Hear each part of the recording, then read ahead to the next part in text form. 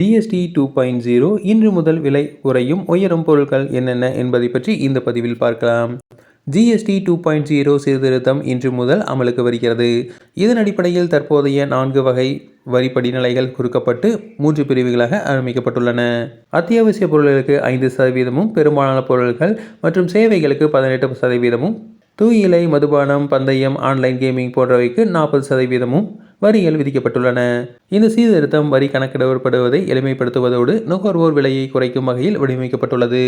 அத்தியாவசிய பொருட்களான paste, soap, shampoo, biscuit, snacks, juice போன்ற பேக்கேஜ்டு உணவுப் பொருட்கள், நெய், கண்டஸ்டு பால், மிதிவண்டிகள், எழுதுபொருள்கள், குறைந்த விலை ஆடைகள், காலணிகள், மின்சார சாதனங்கள், வீட்டு உபகரணங்கள், ஏர் கண்டிஷனர், ஃப்ரிட்ஜ், டிஷ்வாஷர், பெரிய திரை டிவிகள், சிமெண்ட், சிறிய கார்கள், 1200 சிசிக்கும் குறைவாக உள்ள கார்கள், இருசக்கர வாகனங்களும், காப்பீடு மற்றும் நிதி சேவைகளும் வரிகள் குறைக்கப்பட்டுள்ளன.